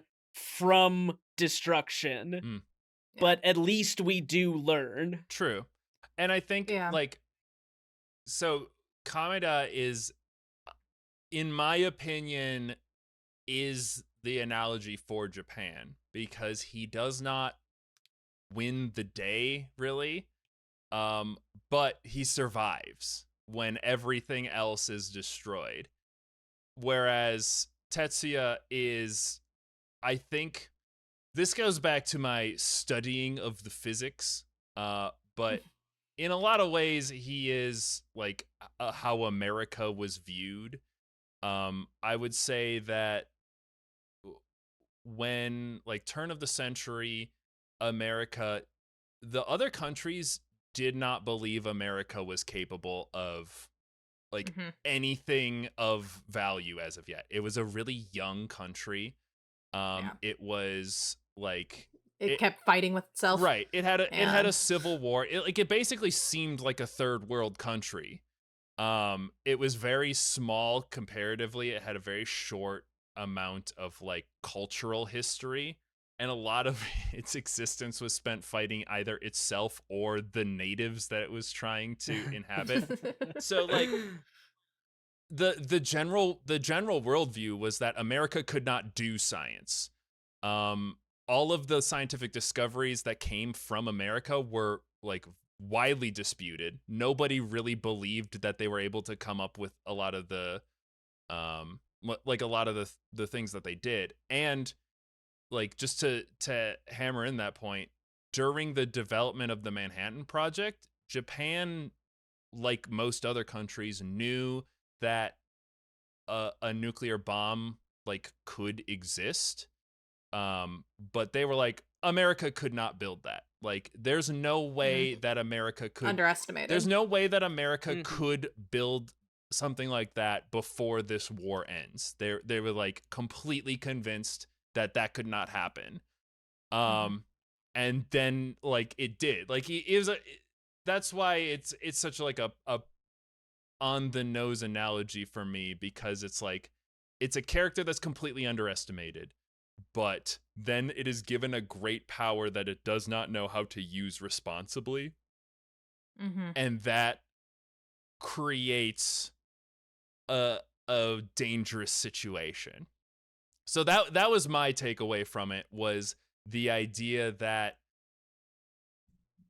a vast destructive power given to a completely immature society. And that was another big theme for me, was like maturity, because all of the 20s Mm. are like they have the bodies of children but are like look like they're aged.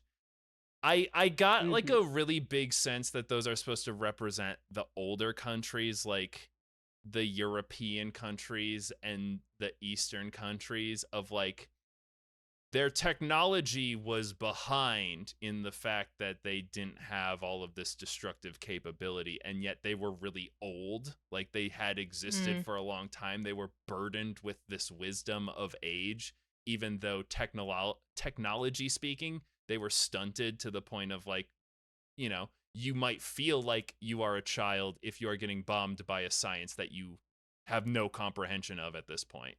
Mhm. And so like and they're the ones trying to keep level heads, trying to make the nukes not go off, right? As opposed to these other characters who don't have those old aged faces, like, Tetsuya and Akira himself, like are just like unaffected by this oldness that seems to persist among everyone else. And they're the ones who are like irresponsible with their power. They're the ones who are blowing everything up, and because they just don't know. Tetsuya is himself new to this power, and he can't control it, and it's just being destructive. So there's like, I don't know.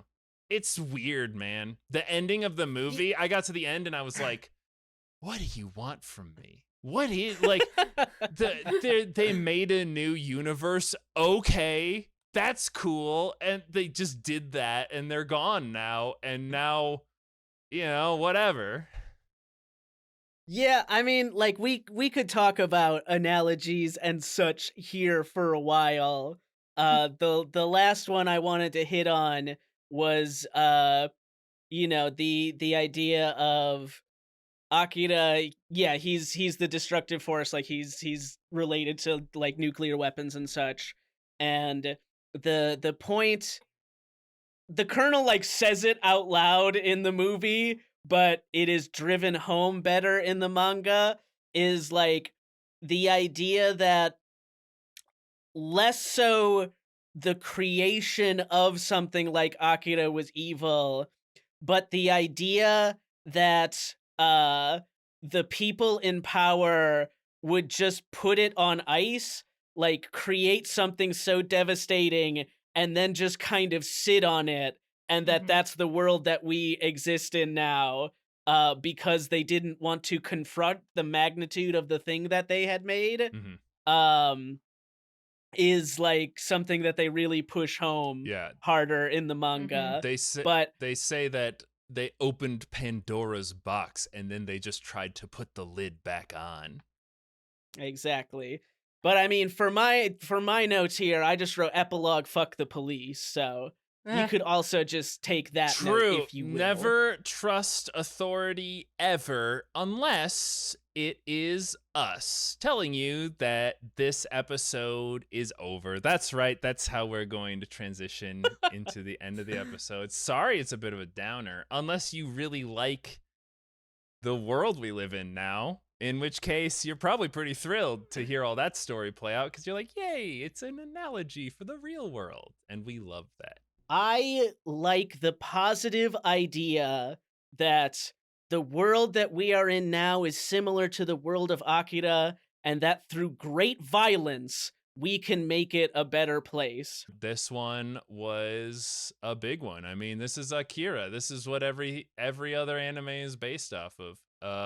We'll do a more fun one next time, I promise. But if you've got an idea for some content you want to get analyzed or at least talked about, drop us a line. We're at SpicesWith on Twitter, and also we have a YouTube channel, which if you're watching on, just drop a comment.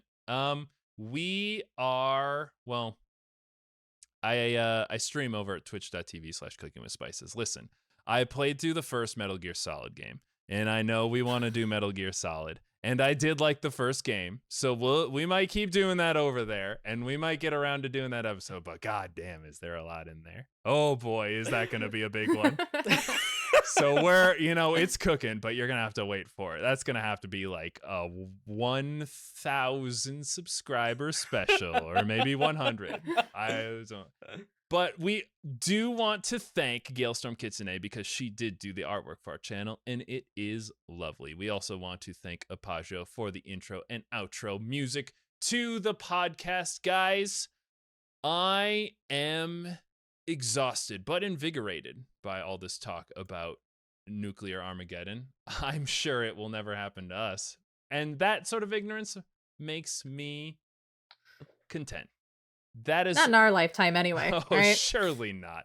Anyway, Surely not. Oh, what did I just talk to you guys for the last 4 hours about? I've been CJ. And we put it on ice, man. I've been it's okay. Ethan. And I've been Fran. And let's let the next generation deal with it. Surely the Zoomers have got us covered. That was the lesson that we should have taken from this. All right, good luck, Gen Z.